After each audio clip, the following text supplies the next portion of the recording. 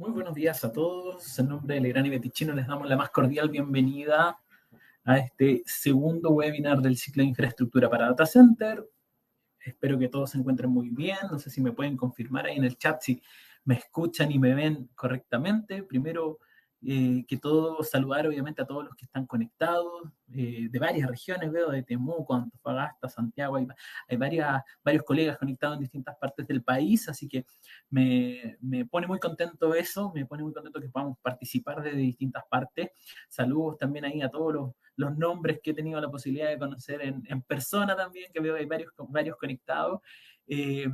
Como ya saben, mi nombre es Salvador Burton, soy Product Manager de la parte de Data como IT acá en Legrand, responsable del área de capacitación, y hoy día tenemos un tremendo desafío. La verdad que es un desafío bien interesante porque tenemos que hablar respecto a los sistemas de cableado estructurado en el contexto, ¿cierto?, de las infraestructuras para data center, ¿ya? Porque es un buen desafío, porque es harto el contenido que tenemos para el día de hoy. Ya les voy a dar tarea para la casa también, porque de lo contrario nos faltaría jornada, ¿cierto?, para abordar en los innumerables puntos finalmente que tienen relación a los sistemas de cableado estructurado. En pantalla ya les muestro cómo está constituido el ciclo de infraestructura para data center. Comenzamos la semana pasada, recordarán, ¿cierto? Los que participaron con los fundamentos del data center, ¿cierto? Pusimos un contexto general y el día de hoy, en esta segunda jornada, tenemos que hablar de los sistemas de cableado estructurado, ¿ya?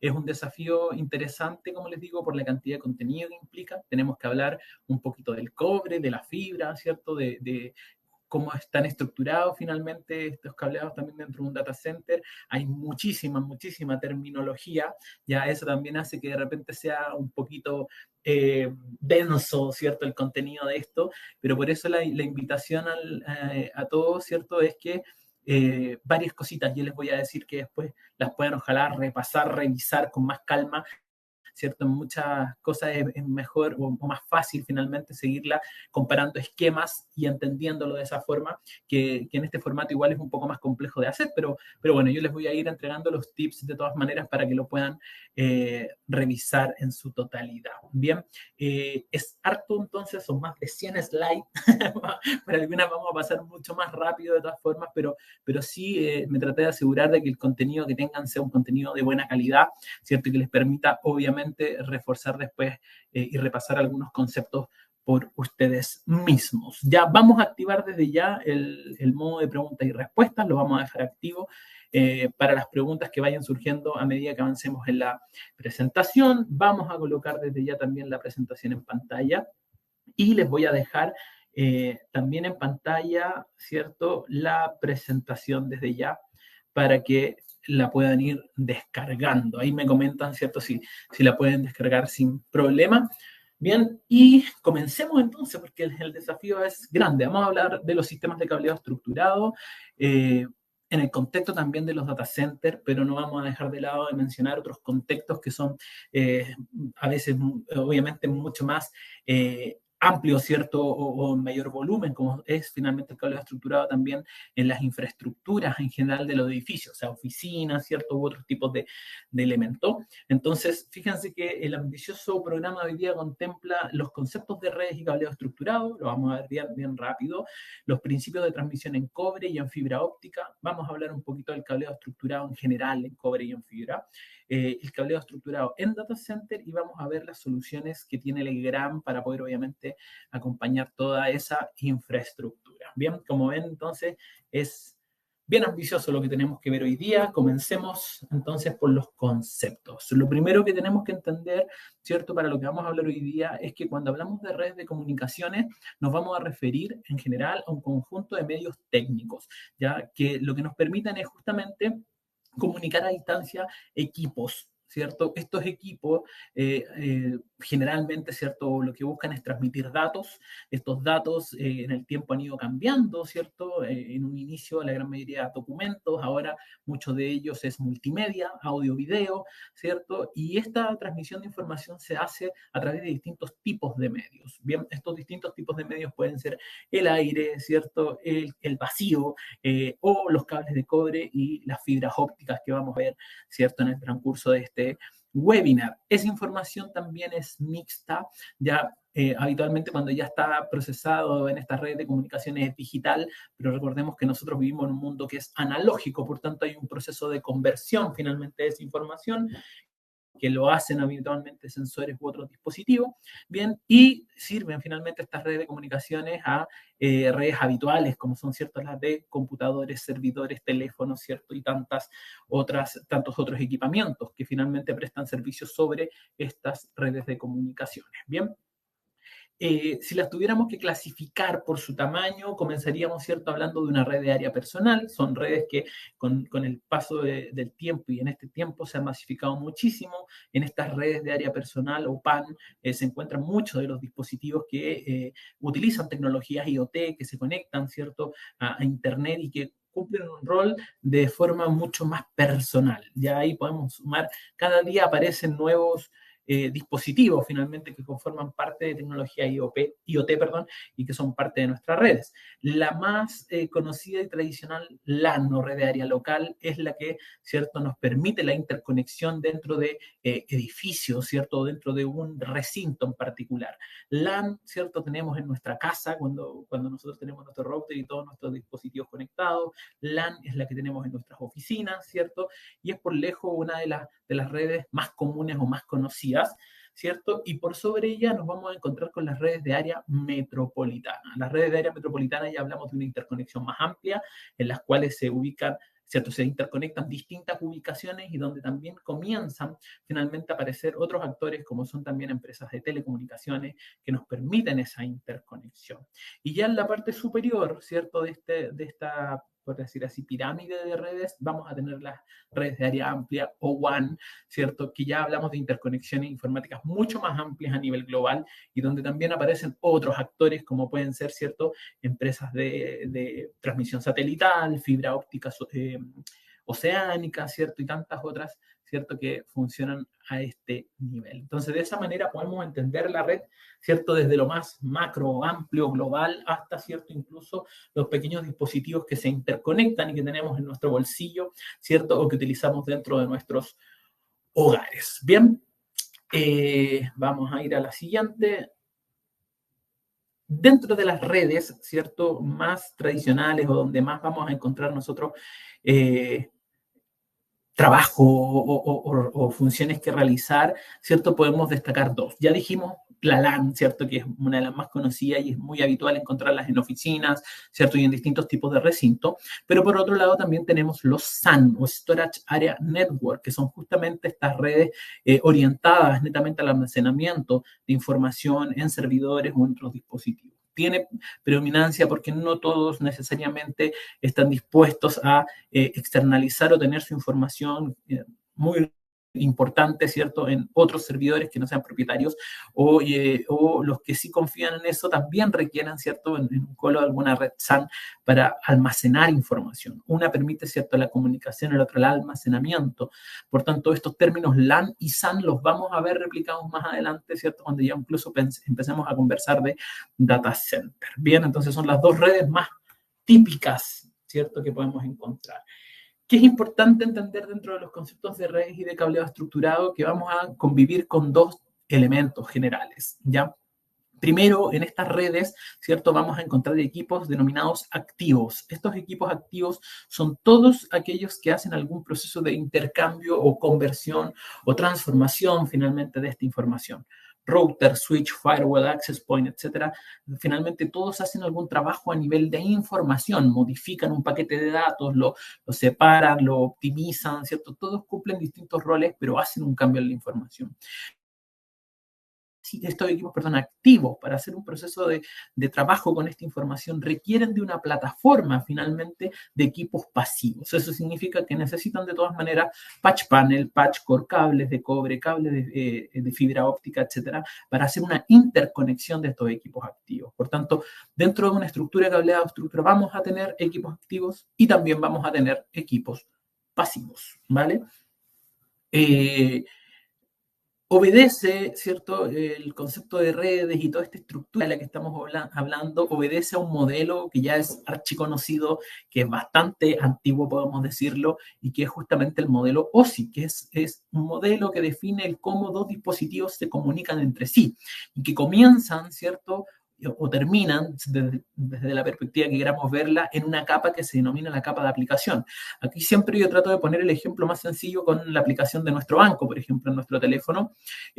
Cuando nosotros interactuamos, por ejemplo, con una aplicación, nosotros no hablamos en unos y en ceros. Nosotros ingresamos información clara a nivel de la aplicación y esa información luego va bajando y convirtiéndose hasta llegar a la capa que vemos ahí, la última, la número 1, ¿cierto? Que es la capa física. En esa capa física la información se transmite en forma de tensión, unos y ceros, ¿cierto? Cuando hablamos de cobre, o en haces de luz, ¿cierto? También representando unos y ceros cuando hablamos de fibra, ¿cierto? Hasta el segundo dispositivo donde esta información se reconstruye para llegar a la capa de aplicación. De esa manera, ¿cierto? Pasando por todas esas capas, la información va sufriendo transformaciones de por medio. Bien, el modelo que actualmente utilizamos de forma más recurrente, el más común, ¿cierto? Es el modelo TCP/IP, que nace también a partir de este modelo OSI con algunas pequeñas modificaciones, pero que si se fijan en la edificio, por decir así, que tenemos al costado, es representado también por capas que reciben, si bien un nombre un poco diferente, ¿cierto? Nos permite tener esa relación. Y vemos que en la cima de este edificio, ¿cierto? De estos varios niveles tenemos la aplicación y abajo en el nivel físico tenemos justamente el cable de cobre, el cable de fibra, ¿cierto? Que nos va a permitir el envío de datos. Entre ellos se intercalan los equipos como switch en la capa, ¿cierto? De data link o enlace de datos, o los routers, por ejemplo, en la capa de networking, ¿cierto? Que es la capa 3, etcétera. Bien, dicen por ahí que incluso existe una octava capa. Ahí no sé si alguien ha escuchado eso, me lo puede comentar en el chat. Dicen que incluso existe una octava capa también que es bien frecuente de ver y de consensuar en el mundo de las redes. Bien, las topologías finalmente en las cuales nosotros vamos a encontrar estas redes son bien variadas. Acabo de entender el chiste de la capa 8. Las topologías de redes, la verdad que son bien variadas. Existen tanto topologías físicas como topologías lógicas. Error 300, y hay varias denominaciones ahí para la capa 8. Las topologías físicas, ¿cierto? Las podemos ver acá abajo en estas imágenes, son las formas finalmente en que nosotros vamos a interconectar estos distintos dispositivos. La verdad que la que se utiliza habitualmente en las redes de las cuales nosotros vamos a hablar es la topología estrella.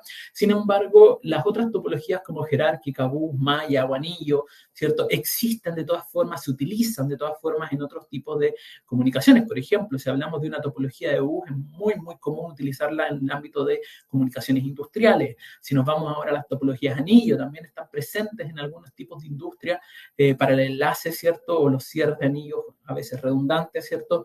Entre distintos racks de comunicación. Entonces, si bien todas tienen una distinta aplicación, la más utilizada para el contexto de nosotros es justamente una jerarquía, una topología, perdón, del tipo estrella, donde hay un nodo principal y donde el resto de los equipos se conectan a ella. Cada una tiene sus pros y sus contras, eso no hay punto de discusión. Y desde el punto de vista lógico se define obviamente el dispositivo, cómo va a interactuar entre sí en esta capa del tipo física, ¿ya? Entonces vamos a revisar entonces que el cableado estructurado del que estamos hablando en general, nosotros lo vamos a definir como una plataforma de telecomunicaciones. Eso es el cableado estructurado.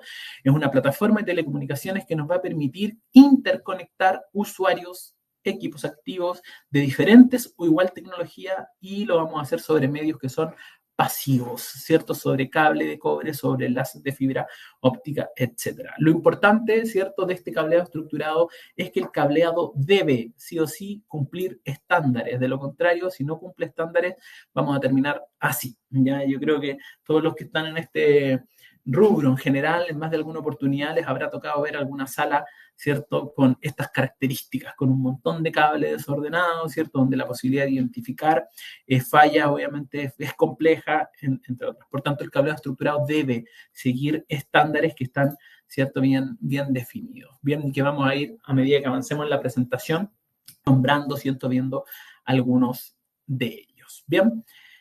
Uno de los principales elementos, ¿cierto? O medios guiados, vamos a hablar en este caso de medios guiados para el cableado estructurado, son justamente la transmisión en cables de cobre, ¿cierto? Los famosos cables, ¿cierto? Ethernet que conocemos habitualmente, ¿cierto? Y que vamos a ver que tienen distintas categorías. Ya el cableado de cobre es el más por lejos masivo, ¿cierto? Dentro de una infraestructura de cableado estructurado. Estoy hablando en general, no solo de data center. O sea, si tuviéramos que hacer una comparación del mercado más o menos del cableado de cobre y de la fibra óptica, estamos alrededor de un 65-70 cobre y entre, ¿cierto? Un 25 a 30 de fibra. O sea, el cableado de cobre es muchísimo más masivo, ¿cierto? Y tiene mucho sentido porque es finalmente el que nos ayuda a llegar, por decir así, ¿cierto?, al equipo terminal. A lo largo de los años ha ido evolucionando la categoría de este cableado, ¿cierto?, de cobre, permitiendo el incremento tanto de las velocidades como de los anchos de banda. O sea, si nos referimos a los inicios, tendríamos que hablar de la categoría 3, incluso hacia atrás, pero vamos a comenzar por los que por el momento todavía podemos encontrar en el mercado, como es el categoría 5E, ¿cierto? Que es una categoría que nace en el año 95. Estas son las formas de clasificar este cable de cobre, ¿cierto? Y que nos permitía velocidad de transmisión de alrededor de 1 gigabit por segundo y anchos de banda de 100 megahertz. Ya, obviamente una categoría 5E en la actualidad es poca para algunas aplicaciones, suele todavía estar presente en las instalaciones de telecomunicaciones domiciliarias, ¿cierto? La gran mayoría de las instalaciones, ustedes se fijan que tendrán en sus casas el cable que les colocan de repente para colocar algunas extensiones, sigue siendo categoría 5E. Ya en el año 2002 ya sale la categoría 6. La categoría 6 nos permite mantener esta velocidad de transmisión de 1 giga, pero en un ancho de banda ya más amplio, 250 MHz, ¿ya? Y en el año 2008-2010 ya tenemos presente la categoría 6A, que es una de las categorías, o es la categoría que hasta el día de hoy se especifica más en proyectos nuevos. La categoría 6 es la más instalada, ¿cierto? Es la más masiva hasta el día de hoy, pero la categoría 6A es justamente la que se está utilizando en los proyectos nuevos. ¿En qué incrementa? Tanto en su velocidad como en ancho de banda. Ya ahora hablamos de 10 gigabits por segundo en velocidad y hasta 500 MHz en anchos de banda. ¿Qué es importante destacar acá en este punto? Y lo pueden ver, voy a activar mi puntero. No sé si ustedes ven mi puntero, me pueden confirmar. Creo que está visible. Estoy aquí justo en el 100 marcando. Ahí me confirman si lo logran ver bien. ¿Qué es importante destacar en estas categorías, desde la 5E hasta la 6A? No se ve el puntero, me dicen. A ver, déjenme ver aquí si le puedo seleccionar puntero visible. ¿Y ahora? ¿Ven el puntero? Ahí me confirman. Ahora sí, perfecto. Lo que podemos ver acá es que desde la categoría 5E a la categoría 6A, todas ellas nos permiten un canal completo de hasta 100 metros. Este indicador, este punto es súper relevante, ya lo vamos a explicar un poquito más adelante, pero nos permite, ¿cierto?, hasta 100 metros. ¿Qué significa eso? Que los 100 MHz de ancho de banda o los 500 MHz de ancho de banda y las velocidades de 1 giga a 10 gigas se contemplan dentro de 100 metros de extensión de canal, ¿vale? Eso es súper relevante.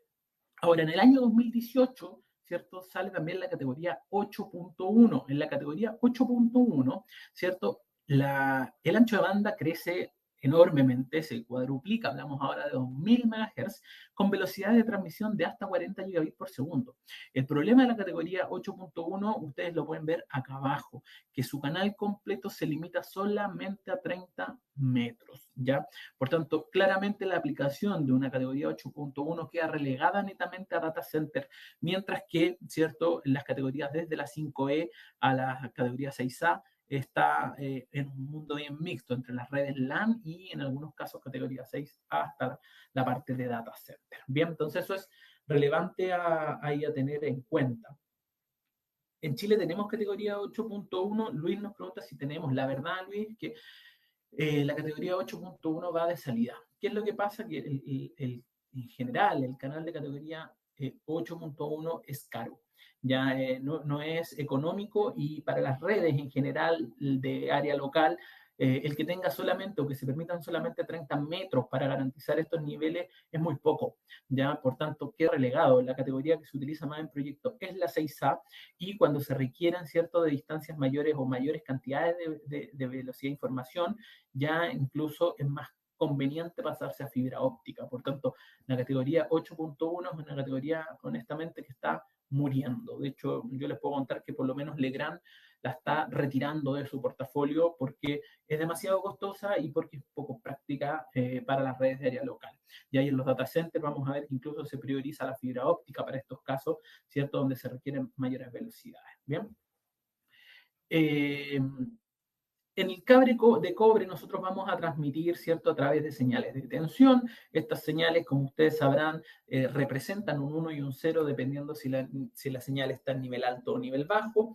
El cable de cobre está constituido por pares, ¿cierto? Son varios alambrecitos de par trenzado, se llama así porque son justamente 4 pares, ¿cierto?, trenzados, son 8 cables en total.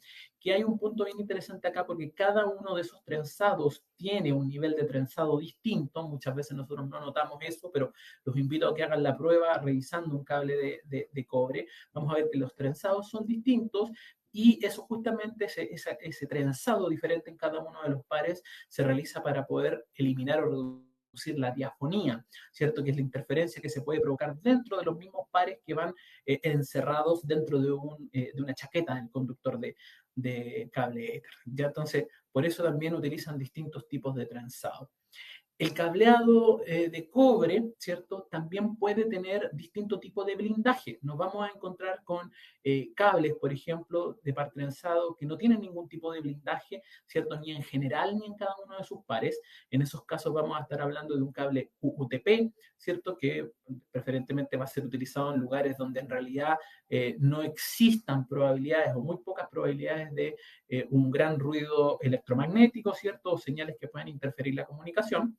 Y a medida que nosotros necesitemos un cable mucho más robusto, vamos a ir elevando su nivel de protección tanto en los pares en general como en los pares de manera independiente. Por ejemplo, un cable FUTP es un cable que bajo su cubierta va a tener un foil, una especie de chaqueta de aluminio, ¿cierto? Y que luego sus pares van a estar de forma libres, por decir así, ¿cierto? Sin ningún otro recubrimiento. Pero por otro lado, si necesitamos ya un cable mucho más robusto, un cable que va a estar presente a nivel industrial, interconectando equipos, por ejemplo, que sí pueden generar mayor contaminación electromagnética, vamos a utilizar pares SFTP, ¿cierto? Que ahí ya hablamos incluso de un recubrimiento en cada uno de los pares, ¿ya? La forma de entender qué significa el UTP, el FUTP, el SFUTP, responde justamente a esta fórmula que les dejamos en la parte superior, ya donde una primera letra, que puede ser UF o S, ¿cierto? Se refiere a lo que hay debajo de la cubierta, mientras que la segunda letra obedece, ¿cierto?, a qué es lo que tiene o cómo está cubierto o no, ¿cierto?, cada uno de sus pares. Ya esa es la manera correcta de poder entender, ¿cierto?, esta clasificación. Y vamos a ver que este cable de cobre, ¿cierto?, entonces tiene este primer trenzado que ya dijimos para qué ayuda, que es eliminar la diafonía, y luego también tiene un splint, que es una alma plástica, ¿cierto?, en medio helicoidal, que va haciendo que este cable gire en el paso, ¿cierto?, de los metros de cable, que también ayuda justamente a la compatibilidad electromagnética. Cuando hablamos de cable de enlace, ¿cierto? Vamos a hablar siempre de un conductor que es sólido, o sea, es un alambre, ya habitualmente de calibre 22 a 24 AWG, ¿cierto? Y que es un alambre justamente porque va a ser el cable que va a estar canalizado, el enlace habitualmente está canalizado, por tanto no está sometido ni a tracciones ni a movimientos que puedan finalmente quebrar cada uno de esos alambres. Eso es súper relevante que lo tengamos en cuenta.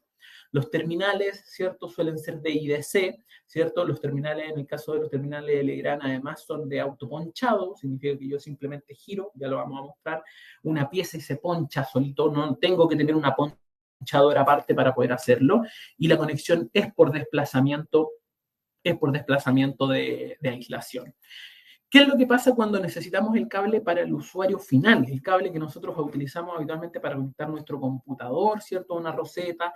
Ahí ya hablamos de cables multifilares. Significa que cada uno de estos pares, ¿cierto?, de cables de par trenzado son justamente cables multifilares. No es un alambre, porque justamente este patch core o patch panel, ¿cierto? Perdón, o patch core o user core, ¿cierto? Este cable que va a conectar al usuario final tiene que tener características de flexibilidad. De lo contrario, fíjense lo que uno suele hacer cuando tiene uno de estos cables, lo enrolla, lo trata de que pase, ¿cierto?, lo más desapercibido posible en el escritorio, por tanto tiene que tener estas características de flexibilidad para evitar que se quiebre, ¿ya? Así que ojo ahí con quienes quieren hacer algunos patchcore, ¿cierto?, con cable de enlace, ¿cierto?, porque no va a funcionar de manera muy correcta, ¿ya?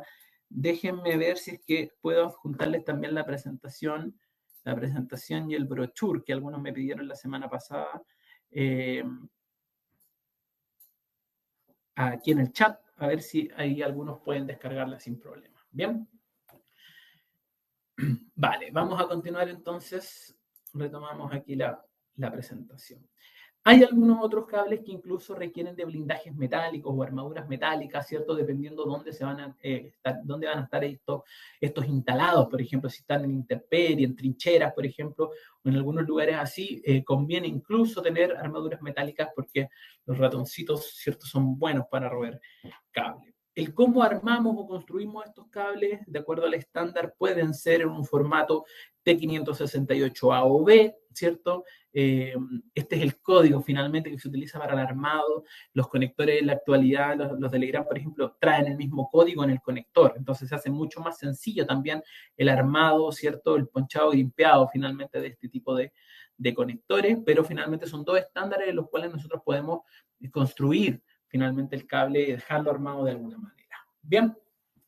Por último, para ir cerrando la parte del cable de cobre en su composición, vamos a hablar de que sus chaquetas pueden ser chaquetas de PVC o pueden ser chaquetas libres de halógeno. La diferencia salta ahí en la imagen que yo les coloqué. Una chaqueta que es de PVC, al momento de ser quemada, inevitablemente va a generar humos, ¿cierto? Tóxicos, ácidos, ¿cierto? Y opacos. Generalmente se caracterizan por su opacidad. Una chaqueta que es libre de halógenos, por lo contrario, va a generar humos con una muy, muy baja concentración de ácido, ¿ya? Y que son muy, muy poco opacos. O sea, no va a impedir que veamos adecuadamente la señalética de emergencia, las vías de evacuación, entre otras cosas, ¿cierto? ¿Aún se usa la conexión inversa? Nos pregunta Juan Vega. La verdad, Juan, que eso ha cambiado. Es bueno el punto, porque Juan se refiere a que en algunos casos anteriores, ciertos años atrás, había que preocuparse si yo dejaba un cable 568 A y A para que fuera directo o A y B para que fuera cruzado. La verdad que ese debate con el tiempo ha ido cambiando porque las tarjetas electrónicas, las tarjetas de comunicaciones ahora, ellas mismas dan vuelta a las configuraciones de los pines.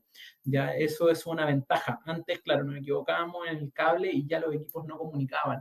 Ahora son las tarjetas electrónicas las que se encargan de hacer ese cambio muchas veces por nosotros, así que suelen comunicar de todas maneras, ¿ya? Ahí como recomendación yo les aconsejo siempre ir a larga por una 368BB o AA, ¿cierto? Pero ya incluso la tarjeta es capaz de hacer ese cambio, ¿bien? Vale. Eso es en general con el cobre. Yo creo que los principios de transmisión en cobre para la gran mayoría son bastante más claros, ¿cierto? Cómo funciona dentro del cable de cobre la transmisión, ¿cierto? Tal vez lo más novedoso o interesante conocer es el efecto que tiene justamente el que el par sea trenzado. Por eso ahí la recomendación es, ojo, cuando armemos un cable, no destrencen completamente los cables porque es inevitable que se propague eso al interior del cable y eso es fundamental para tener una buena calidad en la comunicación. Ya traten de destrenzar lo menos posible, lo justo y necesario, eso va a ayudar a que la comunicación sea más óptima y que las pruebas también pasen en mejor manera. Bien. Por otro lado, ¿cierto? Tenemos la fibra óptica. La fibra óptica vino claramente a revolucionar la forma en que nosotros comunicamos porque esto lo hacemos a través de luz y sabemos, ¿cierto?, que la velocidad a la cual viaja la luz es mucho más rápida, ¿cierto?, a la velocidad que nosotros podemos enviar un pulso, por ejemplo, eléctrico a través de un cable. ¿Ya? Por tanto, la fibra óptica nos va a permitir obviamente una velocidad mucho mayor. Utilizamos esta cuando requerimos transmitir gigabit por segundo, ¿cierto? O alta información.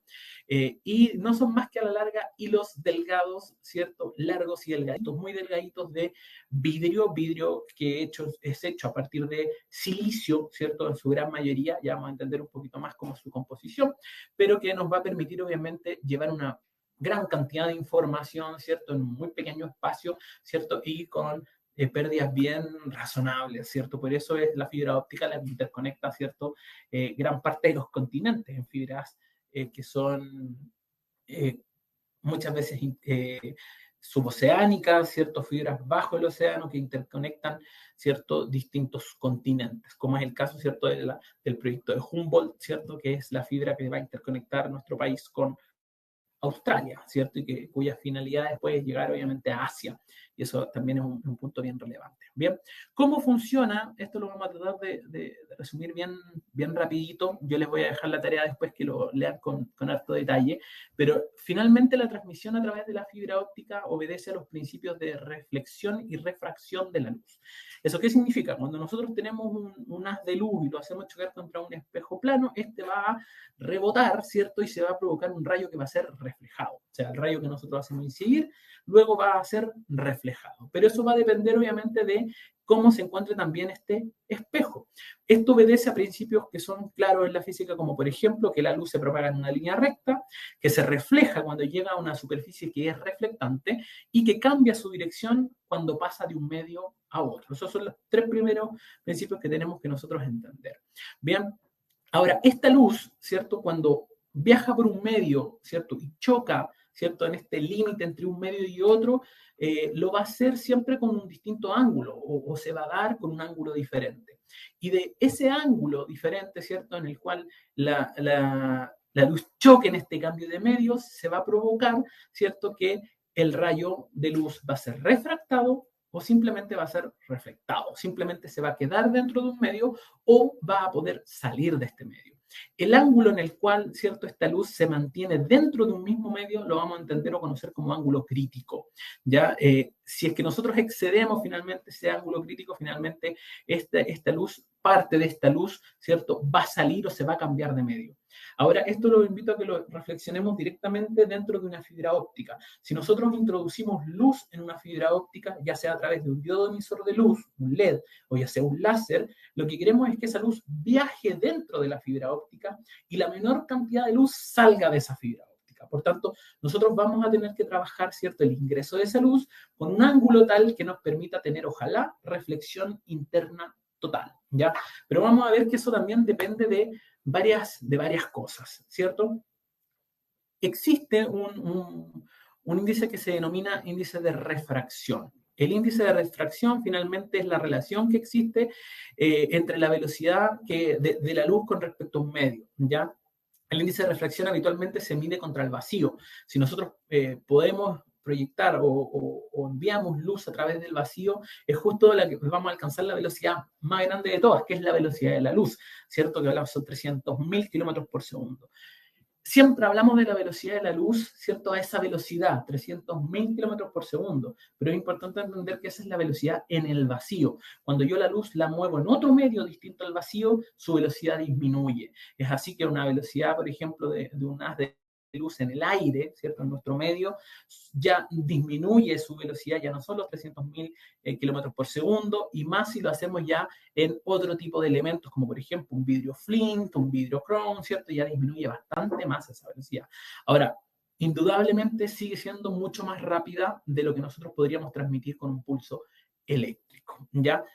Entonces, nuestro objetivo, en términos sencillos, va a ser enviar la luz, ¿cierto?, por un medio, evitando en lo posible que el rebote en esta banda de cambio de medio, ¿cierto?, haga que parte de esa luz se pierda, ¿ya? Les voy a mostrar una imagen donde les va a quedar un poquito más claro. Por ejemplo, en esta imagen de acá, donde refuerza el concepto de la ley de Snell, que les voy a dejar ahí la tarea que ustedes lo lean un poquito mejor. Ya, vamos a tener un rayo que es incidente, ¿cierto? Vamos a tener un rayo que llega, ¿cierto? Y que en este cambio de medio, fíjense que ahí tenemos un medio 1 y un medio 2, este medio 1 perfectamente puede ser nuestra fibra, ¿cierto? Y este medio 2 puede ser el aire, ¿cierto? Que está fuera de esta fibra. Nosotros vamos a tener un rayo incidente que en su defecto va a ser reflejado o refractado, ¿ya? ¿De qué va a depender, ¿cierto?, el que sea reflexión total? Es justamente de este ángulo que es un ángulo crítico, ¿ya? Si nosotros excedemos finalmente parte se va a perder, ¿cierto? Y otra parte va a quedar dentro del medio. Nosotros idealmente lo que queremos entonces es que esto quede dentro del medio. Acá se puede apreciar mucho mejor. Si nosotros tenemos, por ejemplo, una fibra óptica, este es nuestro tubito de fibra óptica, nosotros podríamos, por ejemplo, ingresar un solo haz de luz y ese haz de luz lo vamos a ingresar de forma perpendicular a la fibra.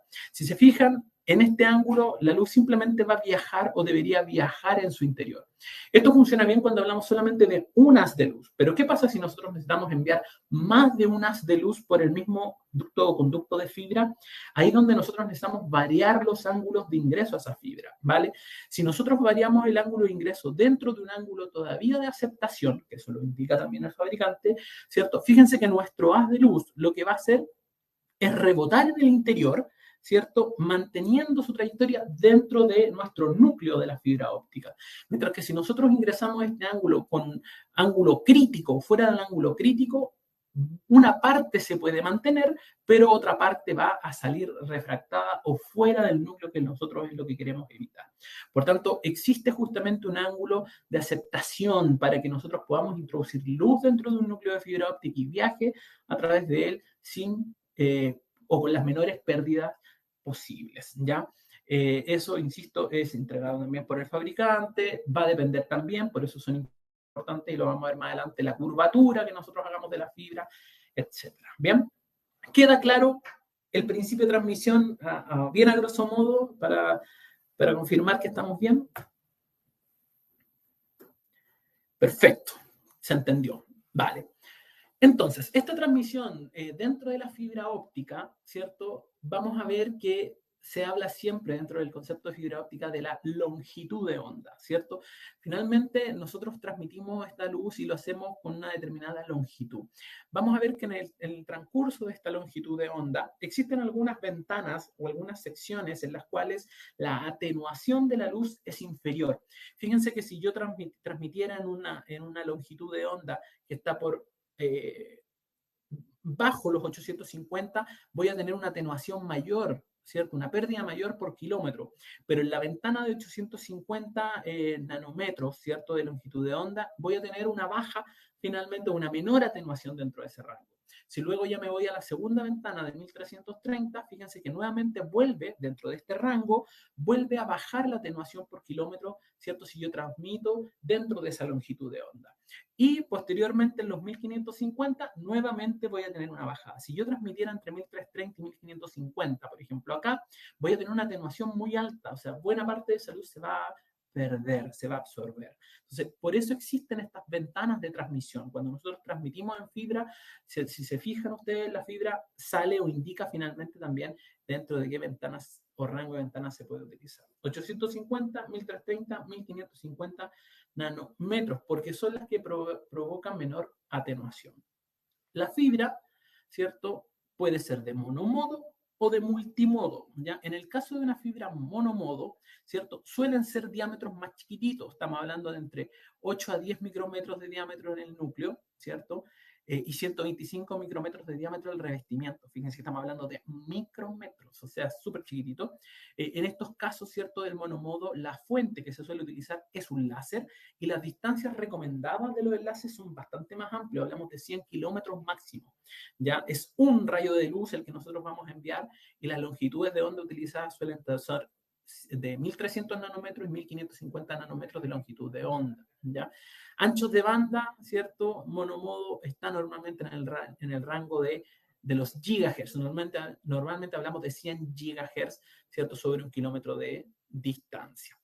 Por otro lado, el multimodo, ¿cierto? Suelen ser ya un poquito más grandes, o sea, entre 50 y 62,5 micrómetros de diámetro tiene su núcleo y 125 micrómetros el revestimiento finalmente que va a tener ese núcleo. Suelen utilizarse diodos emisores de luz o LED, ¿cierto? Para poder enviar la información.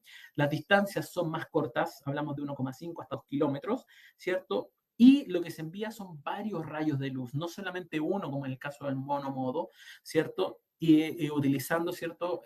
Longitudes de onda que van de los 850 y 1300 nanómetros. Ya las envolturas, obviamente, los colores varían, pero ojo, ahí no hay una estándar. Hay OM3, ¿cierto? Perdón, hay OM4 que son aqua, otros OM4 violeta, y no hay en general, ¿cierto? Una regla, pero relativamente obedecen, ¿cierto?, a esos colores, ¿bien? Justamente estos colores que vamos a ver acá. Entonces podemos encontrar, ¿cierto?, las fibras OM1, OM2, aquí tenemos su rango, 100 megabits por segundo, 1 gigabit por segundo, ¿cierto?, 10 gigas, en el caso de la OM4, 40 a 100 gigabits por segundo, ¿cierto? Y en esta OM4 podemos encontrar colores aqua, como también podemos encontrar colores violeta, ¿ya? Y en ese aspecto es bien, bien variable. Y la famosa OM5, que vamos a ver que la OM5 ahora es una tendencia mayor, que tiene una propiedad que es justamente la multiplexación de las longitudes de onda. Si bien en las otras categorías de fibra nosotros trabajamos con una longitud de onda, ¿cierto? La gracia, ¿cierto?, que tiene la OM5, y por eso también ahora es más conocida, es porque nos permite hacer una multiplexación y demultiplexación de la longitud de onda. Significa que vamos a poder tener hasta 4 longitudes, ¿cierto?, de ondas que se van a unir finalmente y nos van a permitir obviamente una mejor envío de información con velocidades también más amplias. Ya por eso la OM5 ahora se menciona mucho más, ¿cierto? Se conoce mucho más. Aquí les dejo un cuadrito. Tenemos una tabla comparativa ahí entre la OM4 y la OM5 para que ustedes vean más o menos cuáles son los rangos de distancia, ¿cierto?, para cada una de ellas, ¿cierto? Y si tiene multiplexación o no, ¿cierto?, en el caso de la OM5. Bien. El índice de refracción, que ya lo habíamos mencionado, entonces, no es más que una relación entre la velocidad de la luz cuando se propaga en el vacío o la velocidad de la luz cuando se propaga en un medio material. En el caso, ¿cierto?, de la fibra óptica, ya dijimos que lo que se utiliza es un vidrio de silicio para ese envío de la información. La construcción básica es, como ustedes ven acá en esta primera imagen en la parte superior izquierda, ¿cierto? Vamos a ver que tiene un núcleo y un revestimiento, ¿cierto?, una cubierta. Ese núcleo o core es donde nosotros vamos a hacer viajar la luz, ¿cierto? Y cuando hablamos de multimodo, el núcleo puede tener 62,5 micrómetros o 50 micrómetros, y en el caso del monomodo, ¿cierto?, 8,3 micrómetros aproximadamente. Ya, eso es esto que se ve ahí naranjito, entonces es el núcleo. Por otro lado, ahora marcamos la de afuera, ¿cierto? Existe una cubierta. Esa cubierta, ¿cierto?, que recubre el núcleo, evita que la luz salga de la fibra. Por tanto, es otro medio. Lo que nosotros queremos es que la luz viaje dentro del núcleo, ¿ya? El ancho finalmente de este clandino o cubierta es de 125 micrómetros. Ahí hay un error, hay una M, debería ser una U, micrómetros, ¿ya? Y luego de eso, ¿cierto? Luego que tenemos el núcleo y la cubierta finalmente de ese núcleo, es donde viene este revestimiento primario, que es finalmente esta chaqueta que va a cubrir, ¿cierto?, tanto el núcleo como la cubierta, y que suele ser un plástico de 250 micrómetros, ¿cierto?, que protege finalmente, le da resistencia a esta estructura, ¿cierto?, que dijimos que era vidrio de silicio. Bien. ¿Qué punto es importante tener en cuenta? Recuerden el concepto de, ¿cierto?, el ángulo crítico. Nosotros finalmente tenemos que mantenernos dentro de ese ángulo crítico para que la luz siga rebotando dentro del núcleo y no salga de él, ¿vale? Por tanto, los radios de curvatura a los cuales nosotros sometamos la fibra óptica claramente van a afectar también a que se pueda mantener este ángulo crítico, ¿vale? Por tanto, el fabricante también informa, ¿cierto?, cuáles son estos radios de curvatura máximo que puede tener la fibra óptica para evitar justamente una pérdida de información, ya una baja en la calidad de esa información. Ya conversamos un poquito entonces acerca de las longitudes de onda, ¿cierto? Eso ya queda un poquito más claro, ese punto lo refuerza, pero quiero que veamos un punto de construcción acá que es bien interesante. Existen distintas formas a la larga de poder construir esa fibra óptica que estábamos viendo anteriormente. Uno es una construcción a través de un índice escalonado, ¿cierto? Y otra a través de una dispersión que es modal. Cuando nosotros utilizamos, ¿cierto?, nosotros enviamos un pulso de luz. Ese pulso de luz, en el transcurso de que viaja, ¿cierto?, a través de la fibra óptica, es inevitable que se enanche. Ya, si nosotros enviamos, por ejemplo, en la entrada unos y ceros, ¿cierto?, a través de pulsos de luz, es inevitable que a medida que vaya avanzando por la fibra, ese pulso se enanche, provocándose justamente esto que se ve acá en esta imagen. Ya, al enancharse los puntos de luz, siempre se corre el riesgo de que nosotros perdamos la información que es un cero, ¿cierto? O el punto en el cual no hay luz, simplemente, ¿ya? Entonces, para evitar que pase eso, ¿cierto?, se utilizan ¿cierto? Fibras multimodo de índice gradual. Eso significa que la construcción finalmente del núcleo son varias pequeñas capas finalmente de cristal de silicio, y eso va a permitir justamente que se ingresen con distintos ángulos, ¿cierto? Estos distintos pulsos, y a su vez permitan que lleguen todos ordenados al final. Entonces, por ejemplo, cuando vemos una fibra óptica de índice escalonado, fíjense, ingresa la luz, pero a medida que va avanzando esta luz, finalmente puede provocar que se enanche finalmente y al final sea poco legible o difícil de interpretar a la larga cuál es un 1 y cuál es un 0.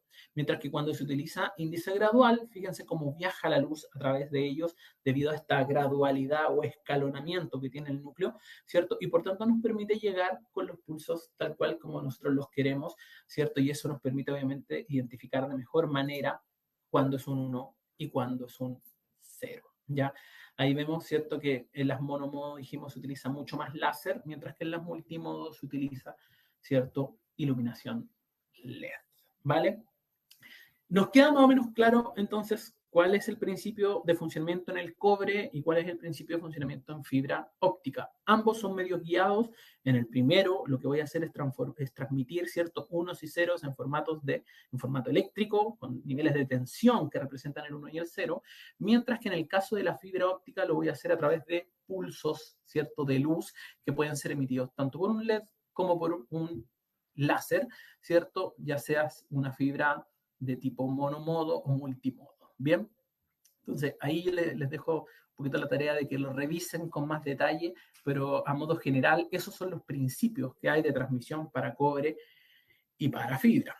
Ya si llevamos estos medios guiados al ámbito del cableado estructurado, ¿cierto? Vamos a ver que en un edificio, ¿cierto? O en un recinto, nosotros vamos a tener distintos tipos o partes de una instalación que se conocen como subsistemas. En este caso lo estamos viendo como subsistema dentro de un edificio, ¿ya? Dentro de este edificio nosotros vamos a tener obviamente distintas salas de trabajo o equipos terminales, computadores, pero también vamos a tener distintos armarios o gabinetes distribuidos, ¿cierto?, en este edificio. Habitualmente estos armarios se encuentran entre pisos, ¿cierto? Y acá viene la denominación finalmente de dos tipos de cableado. Uno, el denominado cableado del tipo horizontal y otro el cableado del tipo vertical. El cableado horizontal, fíjense que viaja hacia las áreas de trabajo, hacia interconectar los equipos terminales, que insisto, pueden ser computadores como puede ser cualquier otro dispositivo. En la actualidad el equipo terminal puede ser un sensor, un alumbrado de emergencia o cualquier otro, un teléfono, por ejemplo, no necesariamente un computador, ¿ya? Y el cableado vertical interconecta los distintos racks de comunicaciones que pueden o no estar en distintos niveles, a veces pueden estar incluso en un mismo nivel, pero finalmente son estos racks de comunicaciones principales, ¿vale? Entonces, para que nos quede ya medianamente claro, vamos a tener áreas de trabajo que se van a comunicar ya sea con las salas de comunicaciones o las salas de equipos a través de cableado horizontal. Este cableado horizontal suele ser cables de cobre, ¿ya? El medio guiado suele ser cobre. Y por otro lado, el cableado vertical es la interconexión de estas salas de telecomunicaciones o salas de equipos, que suele hacerse por un cableado vertical, que vamos a ver que recibe también otros nombres, pero que en su gran mayoría suelen ser fibra óptica, ¿ya? La característica del canal, ¿cierto? En el caso del canal de cobre que estamos viendo, ¿cierto? El que va desde un equipo hasta los equipos terminales, tiene una característica de acuerdo al estándar ANSI TEGIA 568, y es que el canal completo, y lo vimos en las categorías de cobre, no puede superar los 100 metros de extensión, ¿ya? Si yo paso los 100 metros no significa que el cable no vaya a comunicar, va a comunicar igual, pero no voy a poder garantizar finalmente las velocidades y los anchos de banda, y tampoco de seguro va a pasar la certificación que tenga que hacérsele a ese canal. Ese canal se compone de un cable de patchcord que se encuentra, ¿cierto?, ubicado siempre en el equipo rack, ¿cierto?, principal. Luego ese cable va a interconectar un patch panel, ¿cierto?, que a su vez va a tener conectores hacia un enlace permanente, que es un cable que va a estar extendido en la instalación. Bien. Ese enlace permanente no puede tener más de 90 metros, ¿cierto? Y va a llegar canalizado debidamente hasta las tomas de trabajo, hasta los puestos de trabajo o equipamiento, ¿cierto? Que vaya a ser un trabajo final. Y posteriormente yo voy a tener un user core, ¿cierto? Patch core le llaman también, ¿cierto? Para conectar el equipo de trabajo. Todo este canal, comenzando desde el patch core y terminando en el user core, no puede medir más de 100 metros y el enlace en ningún caso puede medir más de 90. Eso significa que tenemos 10 metros para que nosotros los repartamos entre el patch core y el user core. ¿Bien? La distancia máxima depende de la categoría del cable. Así es, Sergio, depende de la categoría del cable. 5E, 6 y 6A hasta 100 metros de longitud del canal, y en el caso de la categoría 8.1 hasta 30 metros de largo puede tener ese canal. ¿Bien? En el caso de la fibra es distinto, y lo vamos a ver un poquito más adelante. La fibra obviamente nos permite una extensión mayor. El conector más utilizado, ustedes lo conocen, es el RJ45, es el conector, ¿cierto?, que prevalece en las distintas instalaciones de redes para interconectar equipos. Y acá volvemos a ejemplificar lo que dijimos. Un canal completo no puede tener más de 100 metros. El enlace permanente, que es el cable de alambre canalizado, no puede tener más de 90 metros y por tanto nos quedan 10 metros para distribuir entre patch core y user core. Ahí ustedes decían a qué le colocan un cable más grande, si colocan los dos cables igual, va a depender de la necesidad, pero son solo 10 metros que tenemos para poder distribuir entre ellos. Bien, cuando las instalaciones requieren de flexibilidad, cuando las instalaciones, por ejemplo, sobre todo en las nuevas oficinas en las cuales son plantas que pueden ser movidas o cambiadas, salas, por ejemplo, voy a poner un ejemplo, salas de capacitación que pueden transformarse en otra cosa, ¿cierto? No solamente en una sala de clases, sino que en un auditorio, en otro tipo de instalación, suelen necesitar flexibilidad en la parte de cableado estructurado, ¿ya? Y para eso existen dos conceptos que nos van a dar esa flexibilidad. Uno es el MUTOA, ¿cierto? Y otro es el punto de consolidación. En el caso, ¿cierto?, del MUTOA, nos va a permitir, ¿cierto?, tener hasta 12 conectores. Nosotros vamos a tirar nuestro enlace permanente hasta una cajita, ¿cierto? Y de esa cajita nosotros vamos a poder salir hasta con 12, ¿cierto?, patch core o unidades de cable, ¿cierto?, hacia los equipos terminales. En el caso entonces que nosotros esta sala el día de mañana la queramos mover de acá, simplemente vamos a sacar desde esta caja hacia las unidades y por tanto este enlace va a quedar para cuando nosotros queramos volver a reubicar nuevamente estas salas sin problema, ¿ya? De todas maneras, eso no puede tener más de 100 metros, ¿ya? El que exista una MUTOA no exime finalmente el cumplir el tamaño o la longitud del canal de 100 metros, ¿bien? En el caso, ¿cierto?, dice, aún se usa el par café para alimentación remota. Vamos a hablar, Juan, un poquito más adelante del POE, ¿ya? Para que lo tengan en cuenta. Los puntos de consolidación son similares, insisto, en su función, no igual, obviamente, a un MUTOA, porque el MUTOA está limitado a 12. En el caso de los puntos de consolidación también nos van a dar flexibilidad. En estos casos, por ejemplo, si tuviéramos un espacio en el cual nosotros necesitamos modificarlo, frecuentemente nosotros podríamos tener desde nuestro red principal un enlace hasta un punto de consolidación ubicado en una sala y que de ahí salga finalmente el cableado hacia los distintos puestos de trabajo, ¿ya?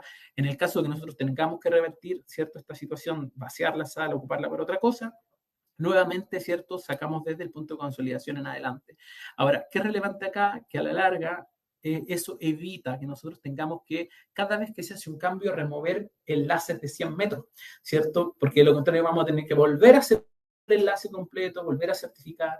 Entonces, el punto de consolidación en MUTOA es, ¿cierto?, una posibilidad de tener más flexibilidad dentro de esa red, ¿ya?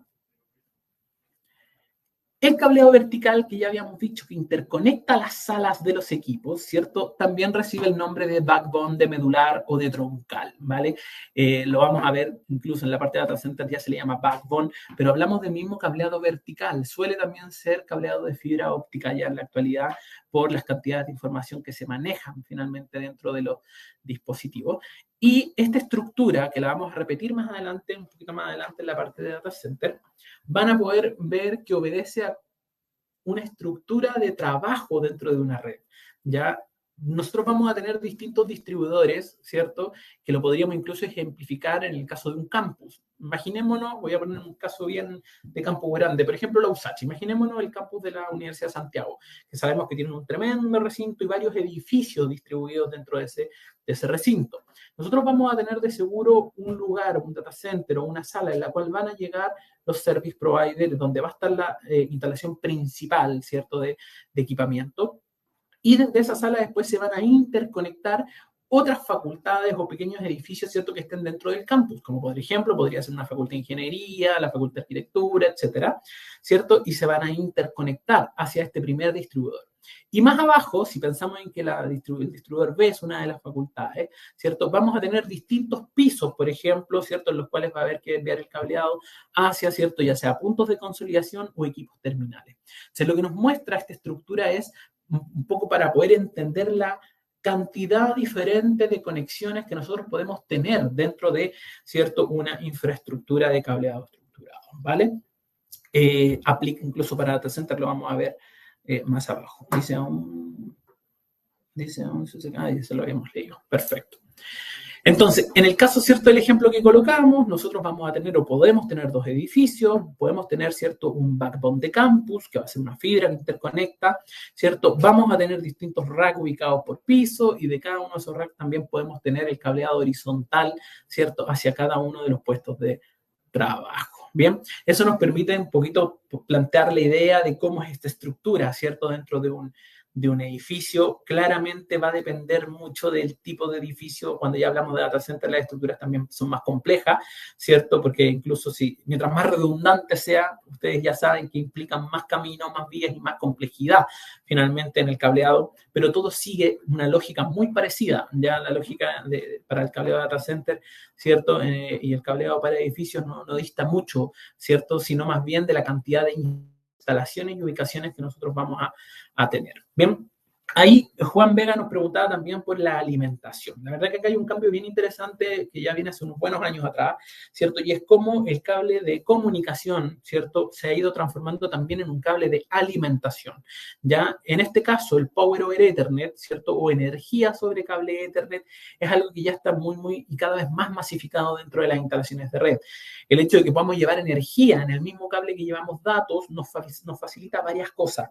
Ya, en ese sentido, hay que entender que el contexto de los edificios ha cambiado muchísimo. Si antes, por ejemplo, teníamos que preocuparnos de las redes, de la telefonía y del aire acondicionado, ahora hay que preocuparse de muchas cosas más, de la iluminación, de la telefonía, de las alarmas de incendio, de las cámaras, de los ascensores, y cada una de ellas finalmente también requiere de cableado estructurado. Bien, cuando nosotros trabajamos con Power over Ethernet, tenemos varias ventajas. De partida, la energía, ¿cierto?, los niveles de voltaje son seguros, menos de 50 volts, habitualmente 48.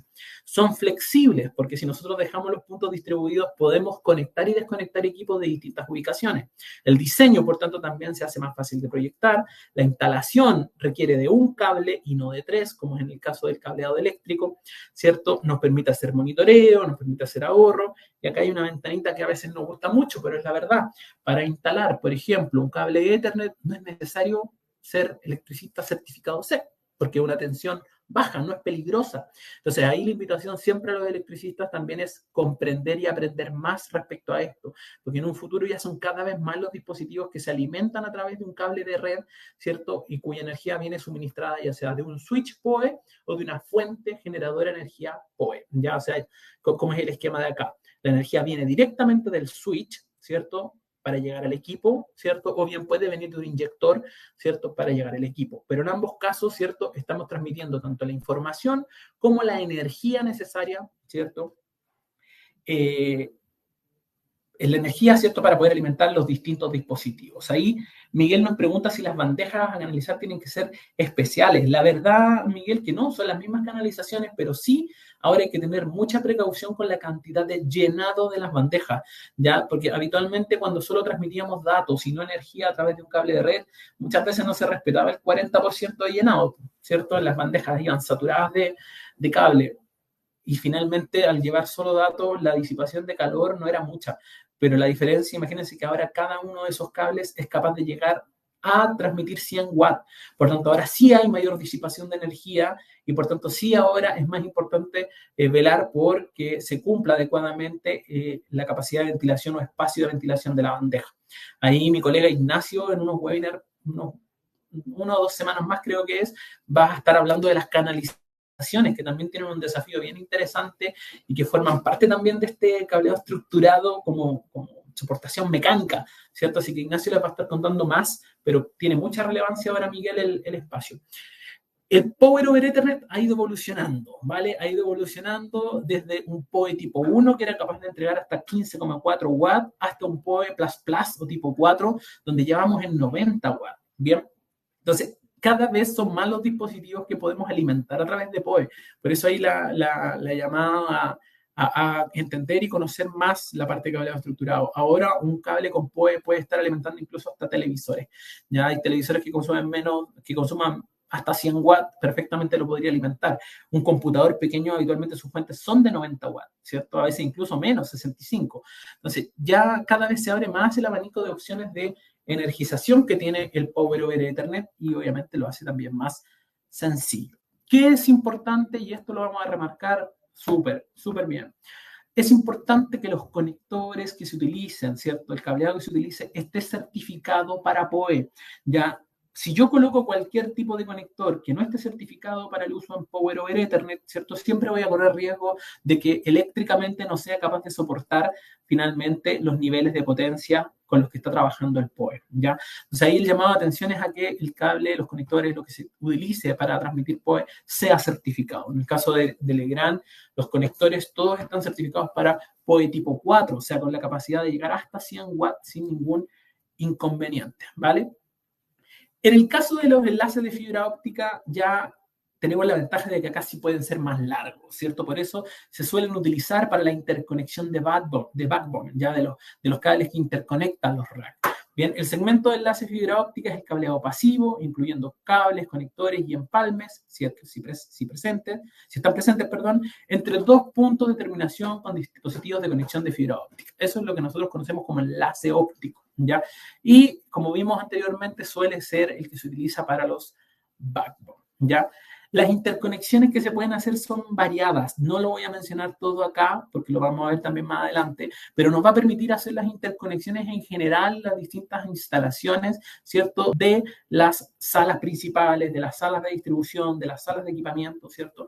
Para que vayamos entendiendo un poquito mejor. Insisto, acá hay mucha terminología. Si nos ponemos solamente a hablar de MC, DIC, DHC, probablemente no se va a entender nada, ¿ya? Pero lo vamos a ver un poquito más adelante para entender mejor cómo funciona esto.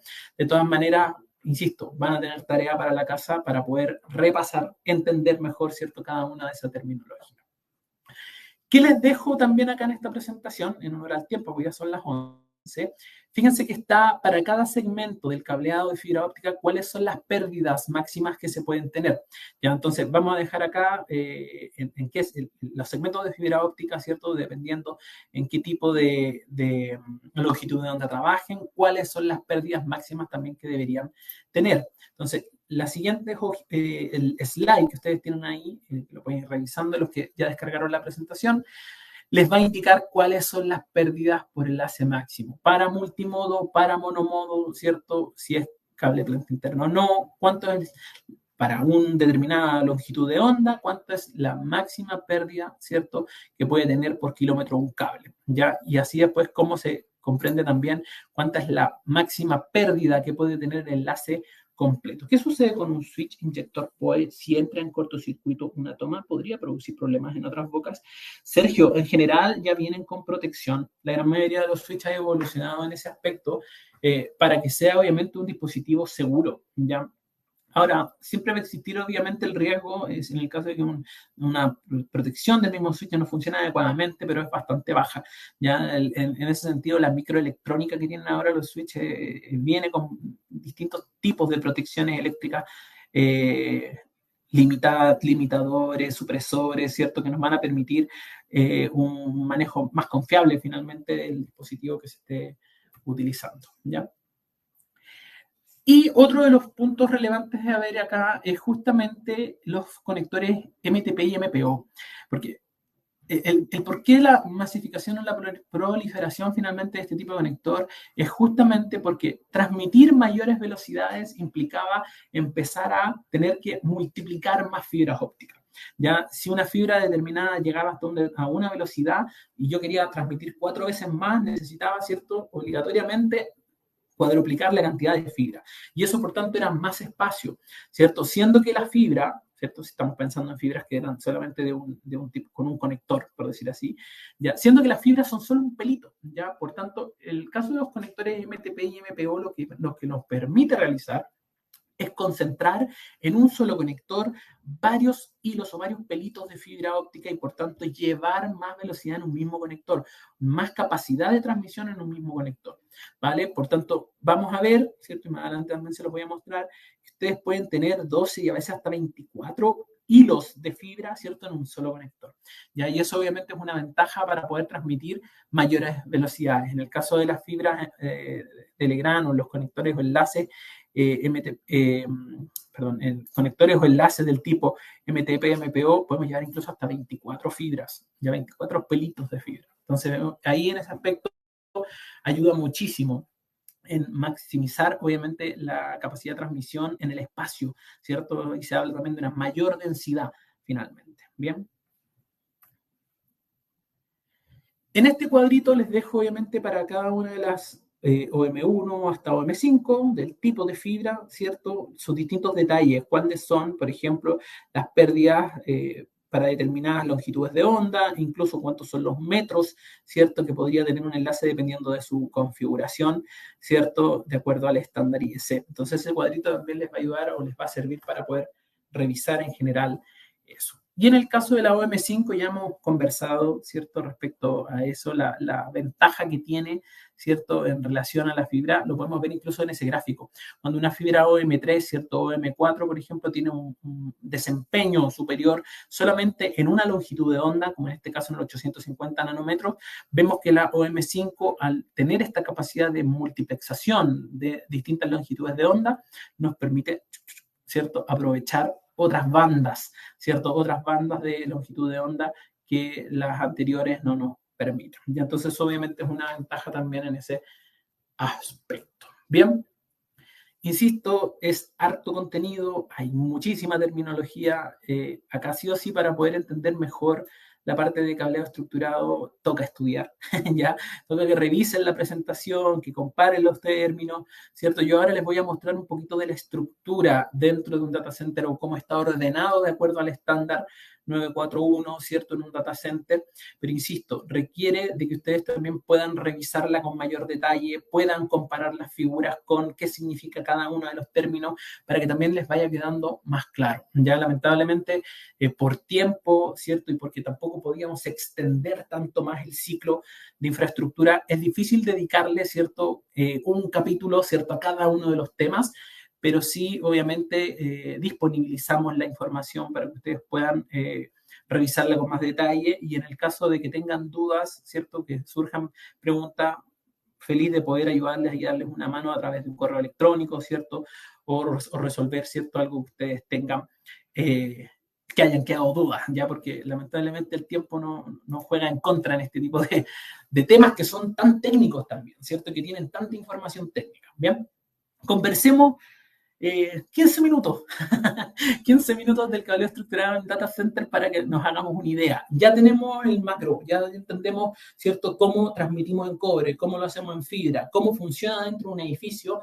Vamos a verlo en un data center. De partida en un data, ¿cierto?, el cableo estructurado en el contexto del data center es una infraestructura de telecomunicaciones, ¿cierto? Consta de una serie de elementos más pequeños y estandarizados de acuerdo al estándar TIA 942, que es el que rige y el que también es citado en nuestro reglamento eléctrico. Ya un sistema de cableo estructurado en un centro de datos siempre, a lo menos, incluye 5 subsistemas funcionales. Fíjense que son subsistemas que nosotros ya algo conversamos más adelante, porque es bien parecido, ¿cierto? La infraestructura, si bien no igual, hay muchos términos que son muy parecidos. Dentro de estos subsistemas para un data center, nosotros vamos a encontrar de partida una sala de entrada. Vamos a describir qué es una sala de entrada, pero es esta primera parte donde se van a encontrar finalmente los límites entre el service provider y el usuario, ¿cierto? O el propietario del data center. Vamos a encontrar una área de distribución principal, o MDA, Main Distribution Area, ¿cierto? Que es justamente el espacio físico donde van a estar los routers, los backbone principales, los LAN y SAN switch, ¿cierto? Los switch para las redes LAN y para las redes SAN, ¿cierto? Las PBX en el caso de comunicaciones, ¿cierto? Y multiplexores, etcétera, ¿ya? KVM, incluso, bueno, KVM suelen estar más en la área de distribución. Pero vamos a tener entonces esa segunda zona. Luego vamos a tener un área de distribución horizontal, ¿cierto? Fíjense que en esta primera zona el cableado es backbone, ¿cierto? En la parte superior vemos que hay una canalización de fibra óptica y es justamente porque acá lo que hacemos es transmitir a través de fibra óptica. Hablamos de backbone. Ya cuando nos pasamos al área de distribución horizontal, ¿cierto? A la HDA, ya vemos que acá hay equipamiento de cableado que nos va a permitir salir hacia los equipos terminales o hacia los equipos de usuario, ¿vale? Por tanto, en esta parte es donde nosotros vamos a empezar a ver el cableado horizontal o el cableado a través del medio de cobre, ¿vale? Por eso ustedes ven ahí en el piso, ¿cierto? Esos cablecitos que van viajando hacia un área de equipos. Esa área de equipos, en el contexto que vimos anteriormente, es nuestra área de trabajo, es donde está nuestro computador, el sensor o lo que nosotros queramos conectar. Pero en el caso de un data center es el área donde están los servidores principalmente, ¿cierto? Es donde vamos a tener todos esos equipamientos ahí presentes. ¿Bien? Ah, espérenme, me faltó algo, que la dejé estar en azul. En este esquema, que insisto, es un esquema muy simplificado, pero que nos permite entender un poquito mejor, se encuentra ahí, en este esquema no está, pero se encontraría entre el área de distribución horizontal y el área de equipamiento, un área que se denomina ZDA. Y es cuando nosotros justamente queremos, o un área de distribución de zona, cuando nosotros lo que queremos hacer es entregar más flexibilidad, ¿cierto?, dentro de la interconexión del cableado horizontal con, ¿cierto?, nuestra área de equipamiento. Ya, ese ZDA es lo que más arriba tal vez habíamos conversado como un punto de consolidación. Ya, en el data center también se puede dar. Ahora, en el caso de los puntos de consolidación en los data centers, tienen algunas ventajas, pero también tienen otras desventajas. Entonces, pueden o no pueden estar presentes. ¿Ya? Entonces, acá en este slide les dejo el qué significa cada uno de ellos, ¿cierto? ¿Qué es la sala de entrada? ¿Qué es la área de distribución principal? Fíjense que en el área de distribución principal esto es súper relevante. Contiene la conexión cruzada principal, es donde van a interconectarse el resto de las salas. Es el centro del sistema del cableado, puede estar ubicado o no en una sala que se llama Meet Me Room, que ya vamos a ver qué es, ¿cierto? Y este término MDA o esta área de distribución principal incluye la conexión cruzada, puede incluir las conexiones cruzadas horizontales, ¿cierto? Si es que va a servir a algún equipo que está cercano, ¿cierto? Puede contener routers centrales y los switches, ¿cierto? De las redes LAN o redes SAN centrales. O sea, por lejos, el MDA es la sala principal, ¿cierto? En la estructura del cableado. Luego, las áreas de distribución horizontal, ya vimos que es el área justamente donde se hace esa bifurcación hacia el resto de los equipamientos. Acá es donde también van a ver, ¿cierto? Algunos conmutadores de LAN, de SAN o incluso algunos KVM para el control de algunos equipamientos, ¿cierto? Van a estar presentes en esta área de distribución horizontal y van a llegar después a la área de distribución de equipos, EDA, ¿cierto? Que es la que en la imagen nosotros veíamos acá, donde van a estar finalmente los servidores. Puede o no haber área de distribución de zona o ZDA. Ya esto no es mandatorio, en un esquema puede o no puede haber, ¿cierto? Va a depender de las características, ¿cierto? De el data en general. Bien, entonces existen dos tipos de diseño principalmente, el de cableado, que ya algo habíamos mencionado también, el cableado horizontal, que admite la terminación mecánica, o sea, los conectores, el cable, ¿cierto? La conexión cruzada horizontal, ¿cierto? Que puede conectarse al ZDA o bien directamente al EDA, ¿cierto? Espero que tengan ahí su lámina con los términos ya para que no se pierdan. Los que descargaron la presentación, busquen la parte de los términos para que no se pierdan lo que estamos hablando. Se puede estar desde la conexión, ¿cierto?, entre el HDA hacia el ZDA o hacia el EDA. Bien. Por otro lado, el cableado troncal o backbone, ¿cierto?, simplifica el diseño del cableado, ya que admite cables de conexión, terminación mecánica y conexiones cruzadas principales a varias áreas del centro de datos, ¿cierto? Por eso el backbone es el que se utiliza, ¿cierto?, en el MDA principalmente. Y un tercer diseño, ¿cierto?, podría considerar el cableado de zona o podría considerar, como decía, el ZDA.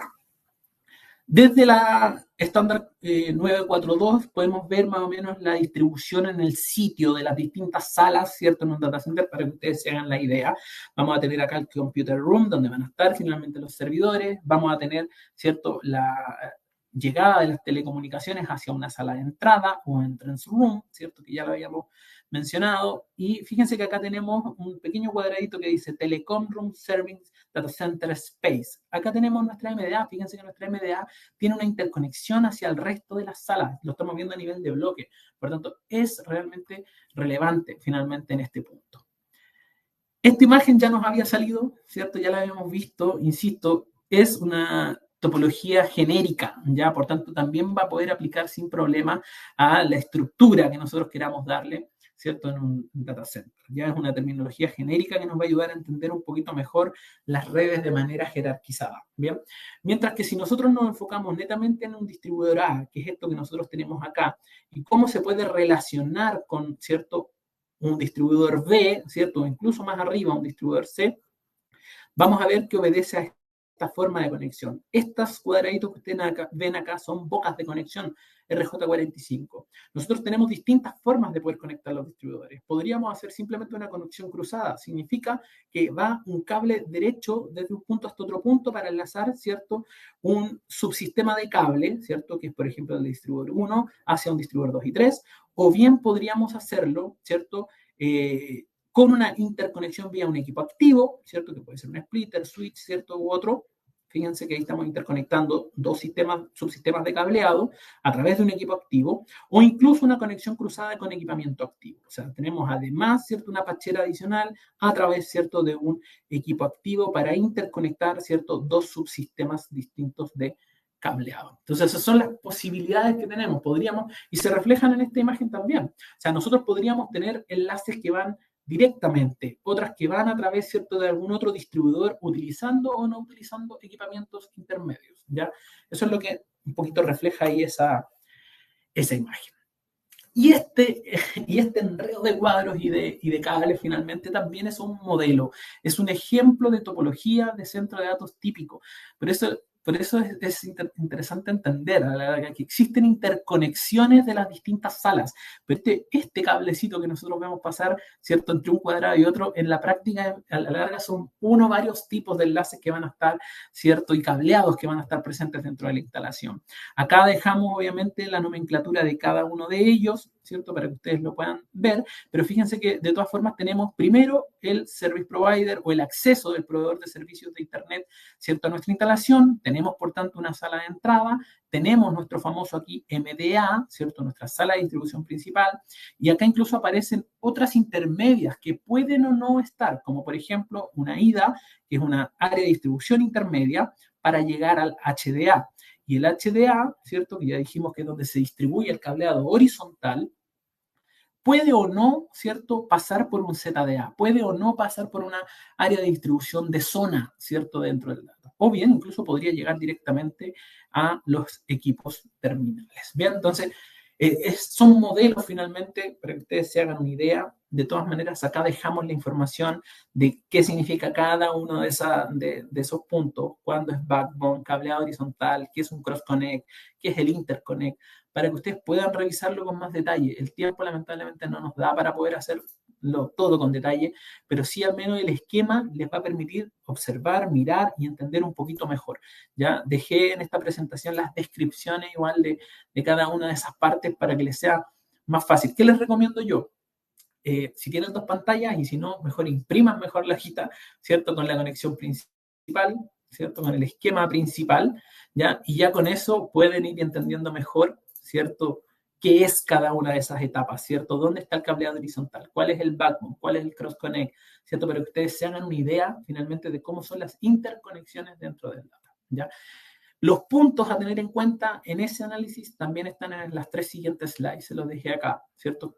Aquí, si ustedes siguen esta lectura, ¿cierto? Yo no la voy a hacer ahora por temas de tiempo, pero ustedes siguen cada uno de estos puntos con el mapita, ¿cierto?, con este esquema, ya les va a hacer más claro entender la conexión que se provoca dentro de un data center tipo. Ya, insisto, esto puede variar, no todos son iguales, y como puede variar y no todos son iguales, dejamos también distintas topologías. Ya, en este caso, el esquema es de una topología básica. Fíjense que en esta topología básica yo tengo una sala de entrada donde vienen dos ¿cierto? Service Provider, ¿ya? Esta sala de entrada luego deriva a un MDA. Ya tenemos todos claro que es el MDA, donde están los routers, backbone, LAN, SAN, en nuestra sala, por así decirlo, principal, que a su vez va a tener derivaciones, ¿cierto? A la Telecommunication Room, ¿cierto? Va a tener derivaciones a las HDA, ¿cierto? Incluso, fíjense que en este esquema del HDA pasa directo al EDA. En este otro ejemplo pasa del HDA a un ZDA antes de llegar a los equipos. Entonces, tenemos distintos tipos de configuración. No todos finalmente van a ser exactamente iguales. No todos los datos en las salas son iguales. ¿Bien? Acá lo mismo, pero en una topología reducida, que podría ser perfectamente. En este caso, fíjense que el Service Provider pasa directamente al MDA. No hay una sala de entrada. En este caso es una reducción finalmente del esquema. Del MDA, ¿cierto? Voy a poder ir a un área de trabajo, a una sala de operaciones, a la sala de soporte, y desde el mismo MDA puedo llegar directamente a los equipos. Fíjense que acá en este caso no hay una HDA, no hay finalmente un área de distribución horizontal, y voy a pasar directo, ¿cierto?, a una zona, o en este caso puedo pasar a una zona de distribución y luego a los equipos. Bien, entonces hay dos esquemas, uno básico, uno muy simplificado, y el que viene es uno no simplificado, ¿cierto? Acá nuevamente tenemos una topología distribuida, o sea, esto ya es más complejo, más salas, ¿cierto? Pero por tanto también vamos a tener mayor redundancia, mayor fidelidad a la larga de este mismo data. Fíjense que en este caso tenemos Access Provider por un lado a una sala, ¿cierto? Access Provider a otra sala de entrada, ambas llegando al MDA. Aparecen zonas de interconexión intermedias, ¿cierto? Bajamos, ¿cierto? O pasamos desde el MDA a la sala de telecomunicaciones. En algunos casos bajamos, ¿cierto? Hacia la sala de distribución horizontal, pasando por un ZDA o no pasando por un ZDA. Entonces, esta estructura que ustedes ven acá de sala, obviamente también ya es más compleja, ¿cierto? Al ser distribuida. Bien, entonces tenemos una topología básica, una reducida y en este caso una distribuida con mucho más detalles, ¿ya? Estas son las formas a la larga que nos da el mismo estándar de poder comprender de mejor manera, ¿cierto?, cómo se distribuye la sala. Bien.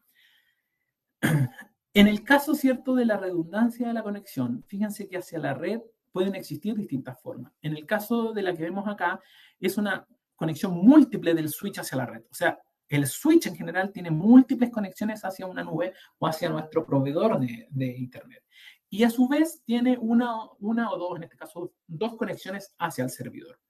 Obviamente, en términos de redundancia, esto es redundante solamente en el cableado como tal, no en el equipo, ¿cierto? Acá, obviamente, si se corta uno de los cables, vamos a estar trabajando con los otros, pero si se llegaran a cortar todos ya, o a fallar directamente el equipo, ya no existe redundancia. En este caso, hablamos de múltiples conexiones, pero en distintos switches. O sea, tenemos un único proveedor de servicio, ¿cierto? Pero nosotros tenemos dos switches de acceso con distintos, ¿cierto? Conexionados finalmente. Por tanto, acá ya sí tenemos una redundancia a nivel de switch.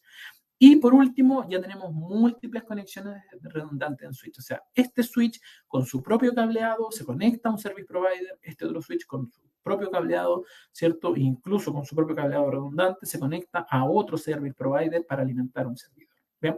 Si se fijan, en ese sentido hay redundancia en la conectividad finalmente que se hace de esa red. ¿Qué es importante y es imperativo en la actualidad? Es, ojalá, disminuir lo más posible la latencia. La semana pasada ya estuvimos un poquito hablando de latencia, pero finalmente es el tiempo a la larga en que cuando nosotros solicitamos algo, ¿cierto? Esto se nos devuelva como información. ¿Por qué es importante? Porque cada vez lo que consumimos es más necesario tener información prácticamente en tiempo real. Una de las cosas que más consumimos son multimedia, lo dijimos la semana pasada, o sea, consumimos mucho video, música, otros elementos que requieren que la solicitud de información sea inmediata. Si lo llevamos, por ejemplo, al mundo más industrial o algunas aplicaciones, lo que queremos es, por ejemplo, si estamos controlando un camión minero a distancia, que ojalá la información de eso sea lo más en tiempo real posible para la toma de decisiones de lo que estamos haciendo con este camión minero, con ese proceso minero, ¿vale? Por tanto, la latencia se busca siempre optimizarla y reducirla al máximo posible, ¿ya? Fíjense que mientras más lejos tengamos que ir a buscar el dato para traerlo, mayor va a ser la latencia finalmente que nosotros tengamos. Por eso, muchos, por ejemplo, proveedores de servicios de streaming, lo dijimos la semana pasada, como son como son Netflix, ¿cierto? O tantos otros, utilizan servidores del tipo Edge, servidores de borde, prefieren ese tipo de servidores para poder disminuir, ¿cierto? La latencia, data center de borde o tipo Edge. ¿Qué se hace dentro de los data para poder reducir eso? Existe un concepto que se llama Meet Me Room, ¿cierto? O la famosa sala de reuniones, que es un espacio, finalmente, es un lugar seguro donde los clientes pueden conectarse en ese espacio con uno o más operadores de ISP o proveedores de telecomunicaciones, ¿ya? Por eso se le llama Meet Me Room, no es porque sea la sala de reuniones del data center para sentarse a discutir con los colegas algún tema, es porque es justamente un punto de encuentro, ¿cierto?, entre el cliente, ¿cierto?, del data center con distintos service providers. Y eso a la larga lo que ayuda, tiene varias ventajas obviamente, pero una de las cosas en las que ayuda es justamente a reducir también esa latencia, a evitar que el dato que yo estoy solicitando tenga que la solicitud sacarla fuera a darse una vuelta, ¿cierto? Para recibir nuevamente después de la vuelta una respuesta. Esto lo que hace es acercar justamente el proveedor con el cliente en una sala, ¿cierto? Para disminuir esa latencia. ¿Ya? Ese es el concepto de Meet Me Room y es bien común ahora. Bien, ¿qué les dejo? También aquí de material y complementario para que ustedes lo revisen. La semana pasada revisamos qué eran los tier 1, tier 2, tier 3, tier 4, ¿cierto? Y qué características tenían para ser ya sea básico, mantenible, concurrentemente mantenible, etcétera, ¿cierto? Entonces, acá, dentro de las siguientes 4 slides, tienen ustedes también a nivel de redes de comunicaciones, ¿qué significa, cierto, tener un data center tier 1, 2, 3 o 4? ¿Ya? ¿Dónde está justamente la redundancia en cada uno de estos formatos de data center para que ustedes lo puedan revisar? Ya por tiempo obviamente no nos da, de hecho voy a pedirles 10 minutitos más, ¿cierto? 10 minutitos más para ir cerrando, pero para que ustedes se hagan una idea también de qué es lo que Legrand les puede aportar, ¿cierto? Dentro de este contexto que hemos conversado el día de hoy de redes, ¿cierto? Y que cada vez es más amplio, ¿cierto? Que tiene más requisitos, ¿bien? Legrand lleva mucho tiempo, ¿cierto? Lleva muchos años con sistemas de cableado estructurado. En un inicio, ¿cierto? Su enfoque era siempre building, era la parte de edificios principalmente, ¿cierto? Dice, ¿cuál es la garantía que brinda Legrand tanto para el cableado estructurado en cobre como para los enlaces de fibra óptica? Cristian, cuando el cableado está debidamente certificado, 25 años. ¿Ya? O sea, existe un proceso de una política de garantía de 25 años, obviamente cumpliendo algunas condiciones finalmente que Legrand pide y que tienen que ser testeadas y demostradas a través del proceso de certificación del cableado que se realiza. Ya, pero 25 años de garantía. Es un cable muy bueno. Por eso se da 25 años de garantía. Te puedo mandar más información si lo requieres para que la tengas. Bien.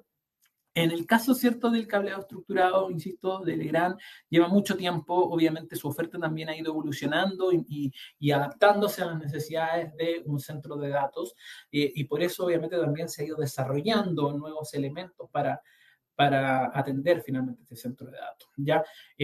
Una de las ventajas claves del sistema LSS es siempre su modularidad, ¿ya? Es la capacidad que tenemos finalmente de poder, ¿cierto?, de tener un patch panel, por ejemplo, que nosotros podamos adecuar o equipar de acuerdo a lo que nosotros necesitamos.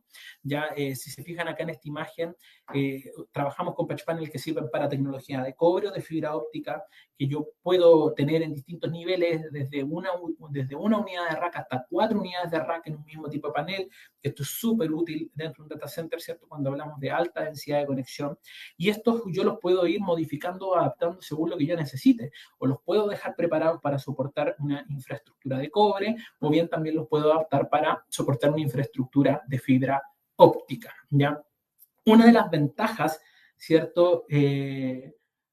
Dice, se pueden mezclar módulos, se pueden mezclar, Mauro, totalmente. O sea, es factible en estos patch panel el que uno pueda mezclar esos módulos finalmente de cobre fibra y esa es la gracia también de que sea modular.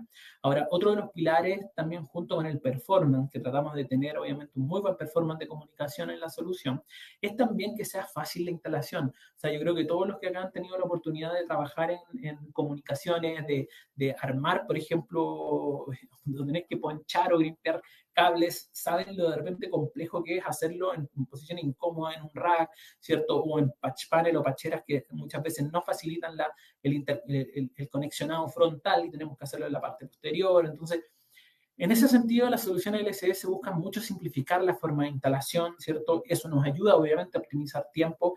Imagínense, además, en un contexto de centros de datos donde las conexiones son muchísimas, ¿ya? Obviamente, estos paneles que ya dijimos que son, o patch panel, que nos permiten una modularización, o sea, yo en el patch panel puedo colocar distintos cassettes y estos cassettes pueden o no ser de alta densidad, ¿cierto? Me va a permitir obviamente un trabajo cómodo y sin perder finalmente esta capacidad de tener muchos conectores. Que muchos, por ejemplo, hablamos de 48 conexiones, ¿cierto? En cobre en una unidad de rack o hasta 96, por ejemplo, conexiones de fibra óptica en una unidad de rack. Y eso ya es una buena densidad. Legrand tiene una solución que se llama Infinium Acclaim, que es cuando ya incluso queremos mucho más densidad que eso, ¿cierto? También existe como opción el utilizar Infinium Acclaim, ¿bien? Ya algo mencionamos, tiene también Legrand soluciones de conexiones en fibra óptica preconectado tipo con terminales MTP, ¿cierto? Y por tanto nos va a permitir, obviamente, llevar mayor información y reducir, obviamente, el espacio necesario para esa mayor información. Ya algo les había adelantado. En este caso, ¿cierto? Tenemos conectores de 12 fibras, ¿cierto? O 2 por 12 fibras para llegar hasta 24 fibras en un conector. Estos enlaces finalmente MPT son enlaces donde ustedes nos indican, obviamente, el largo que tiene que tener y estos finalmente se fabrican o se construyen dedicados para el proyecto en que ustedes quieran tener este tipo de conexión. Ya optimiza, imagínense la cantidad de 12 fibras en un pequeño conector, eso es un plus bien interesante. Bien, lo mismo pasa con los cassettes para fibra óptica, son cassettes planos, nos permiten obviamente también una alta densidad dentro de los mismos patch panel e incluso ya con oferta preparada para OM5, o sea, ya hemos trabajado, ¿cierto?, en especificaciones y en solicitudes que nos han hecho para OM5, ¿cierto?, que es una tecnología, no vamos a decir nueva, pero que en la actualidad, ¿cierto?, está tomando mayor preponderancia. ¿Qué características además encontramos en este switch? Algunas cosas que son obviamente de mucho apoyo. Ya dijimos, podemos mezclar. Acá estaba la pregunta que nos hacía Mauro. Cassette de cobre, cassette de fibra, la posibilidad de, ¿cierto?, autoeclipsar el patch panel en los racks, no tener que estar colocando arañitas ni ese tipo de cosas, ¿cierto?, que a la larga complican más la instalación. Los cassettes, ¿cierto? Yo puedo sacarlos de forma frontal del patch panel y eso va a ayudar a simplificar mucho más el cómo hacemos el conexionado, ¿cierto? Del cableado, ya sea cobre o fibra. Bien, eso es una ventaja y también a tener en cuenta. Me preguntaban por la modularidad, fíjense ahí, igual en estos receptores o paneles de fibra óptica también podemos ir intercambiando el tipo de conector, ¿ya? Fíjense que en esto podemos llegar incluso hasta 144 conectores del tipo LC, ¿cierto? Para cada uno de los paneles, ¿cierto? Y, insisto, con distintos tipos de conectores, LC, SC, ST, LC, APC, ¿cierto? Hay distintos tipos de conectores que nosotros podemos adaptar, ¿cierto?, a ese patch panel. ¿Bien? Lo que yo les mencionaba, ahí está en la imagen, yo no necesito estar por detrás del patch panel para poder trabajar, los cassettes se extraen, quedan, ¿cierto?, sostenidos en la parte posterior del patch panel y puedo, por tanto, trabajar cómodamente en la elaboración de eso, ¿ya? Aquí la invitación a los que están en Santiago de momento, ¿cierto? Y quieran participar, ¿cierto?, del taller de cableado estructurado, ahí utilizamos justamente estos temas para mostrar cómo se hace el canal completo, ¿cierto?, cómo funcionan los patch panels. Así que ahí invitadísimo a las próximas capacitaciones o talleres presenciales que se hagan en este sentido de cableado estructurado. Bien. Ordenadores, distintos tipos de ordenadores de cableado, ¿cierto? Paneles angulados, ¿cierto? Son varias características, no me voy a referir en cada detalle de ellos. Por ejemplo, acá los paneles angulados, ¿cierto? Patch panel angulado, nos permiten obviamente el ordenamiento mejor del cable, la distribución mucho más homogénea. Recordemos que en un centro de datos tenemos muchísimo cable, ya no es solamente un par de cables como suele pasar en la oficina, que hablamos de una gran cantidad de cableado, ¿cierto? Y por tanto ordenarlo y tenerlo debidamente identificado es positivo. Bien, otro de los beneficios que ya lo habíamos mencionado cuando vimos cobre es que Legrand trabaja con conectores, ya sea de patch panel o de usuario final, ¿cierto? Con autoponchado. Significa que no requerimos de una herramienta de ponchado. El mismo conector nos da la posibilidad de ponchar el cable de manera bien sencilla. De momento, las 4 categorías que vemos acá, 5E, 6, 6A y 8, pero ya les mencioné, 8 va de salida, no es una categoría, ¿cierto? Que se está utilizando mucho y es bien costosa, ¿ya? Pero fíjense que en el armado de estos conectores, como decíamos, no se requiere de herramientas, ya simplemente el mismo dispositivo es capaz de hacer el autoponchado en pocos pasos, ¿cierto? Vamos a poder tener el conector del lado de Patch Panel como el conector que va hacia la roseta de usuario, ¿cierto? Sin inconvenientes. Ahí nuevamente invitadísimos a que puedan poner en práctica esto en el taller de cableado estructurado que da alegra. ¿Ven? Y obviamente también el cableado que acompaña a la oferta, ¿cierto? Distintos tipos de cobertura o de protección, UTP, FUTP, ¿cierto? SFUTP o SFTP, ¿cierto? De las distintas categorías, con chaquetas, ¿cierto? Libres de halógeno. Hay harto también, ¿cierto? Para poder tener el abanico completo de soluciones. Bien. Era desafiante el día de hoy, pues lo dijimos al inicio. La verdad que lo de cableado estructurado es muchísimo. Ya, y eso que ahí, Cristian, créame que hicimos un gran esfuerzo en condensar cosas importantes. Habitualmente esto solía hacerse en módulos aparte, pero para no extender tantas semanas, ¿cierto? El ciclo, preferimos condensarlo y confiar en que ustedes van a revisar también la información. Tratamos de transmitir justamente hoy día los principios tanto del cobre y de la fibra y luego aterrizarla a cómo esto se ve en una infraestructura, ¿ya? Insisto, sé que no es sencillo, es algo bien técnico, son hartas terminologías que toca aprender. Algunos ahí me ponen bonito de que les explotó la cabeza, pero la tarea está hecha. Ahora yo creo que tienen finalmente que ustedes decantar un poco más la información, revisarla, hagan el ejercicio que les dije de poder mirar la descripción de las salas con el esquema de las salas. Eso les va a ayudar mucho a entender también el cómo es el interconexionado y refiéranse también a la imagen que dejamos, la voy a volver en pantalla para que lo entiendan mejor. Voy para allá, denme un segundo. Refiéranse también a esta imagen mucho mayor, ¿ya? Porque esto también les va a permitir entender un poquito más el concepto de cuando hablamos de un MDA, a qué se refiere físicamente un MDA, cómo está conectado ese MDA, y cuando en los términos se refiere a un HDA, qué es finalmente ese espacio de la infraestructura, ¿ya? Y qué tipo de cableado es el que viaja por ahí. ¿Bien? Así que tarea para la casa todos, tienen ahí harto que revisar. Yo desde ya obviamente les doy las gracias por la participación, hay muchas personas conectadas, les voy a pedir como siempre de su ayuda con la encuesta de satisfacción, que la vamos a colocar ahora mismo ya en pantalla, ¿cierto? Para poder recoger obviamente ahí sus comentarios, sus dudas, ¿cierto? En lo que obviamente ustedes crean que se puede mejorar o si es que quieren proponer, ¿cierto? Algunos temas también. Siempre hay la disposición a poder hacer modificaciones, ¿cierto? Dentro de los programas de capacitación que impartimos. Bien, de mi parte, nada más que agradecerles, obviamente, nuevamente el que estén conectados, invitarlos a que sigan participando, ¿cierto? Del ciclo, continúa el próximo lunes. Si la memoria no me falla, revisémoslo. Seguimos el próximo lunes con los sistemas de respaldo de energía. O sea, ya nos pasamos a la parte de energía dentro del data, ¿cierto? Que va a ser relevante la información también ahí,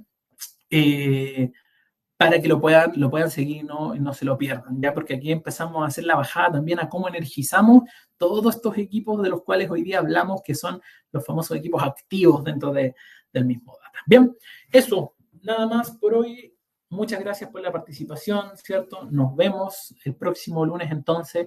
Un fuerte abrazo para todos. Seguimos en contacto. Chao, chao.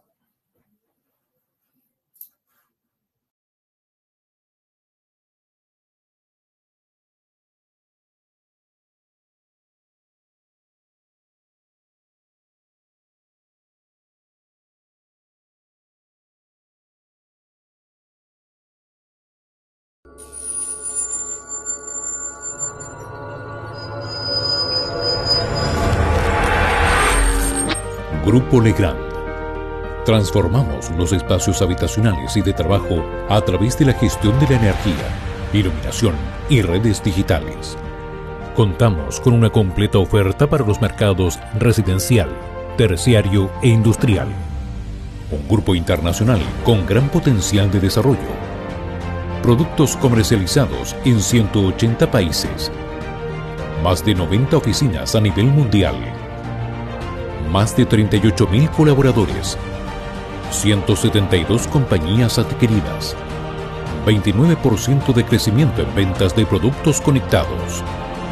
Contamos con 170.000 referencias distribuidas en 81 familias de productos en distintas unidades de negocios. Potencia y distribución de la energía. Infraestructura digital. Canalizaciones para cableado. Componentes de instalación. Series domiciliarias. Sistemas conectados para espacios inteligentes. Control de la iluminación, entre otras.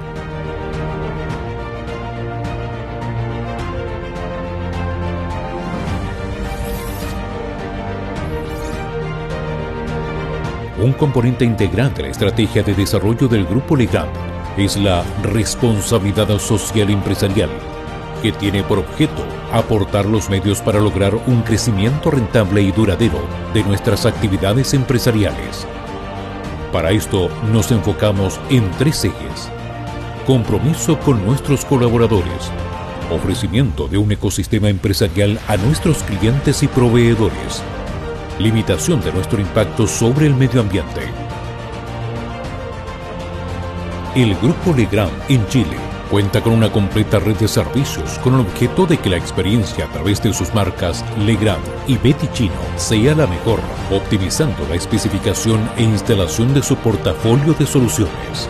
Además, contamos con canales digitales optimizados para nuestros clientes, webinars, videos, cursos en YouTube, cursos e-learning y capacitaciones presenciales, sitios web actualizados con información relevante de nuestros sistemas y productos, aplicación móvil para optimizar el trabajo de nuestros clientes desde sus smartphones. Grupo Legrand. Transformamos los espacios habitacionales y de trabajo a través de la gestión de la energía, iluminación y redes digitales.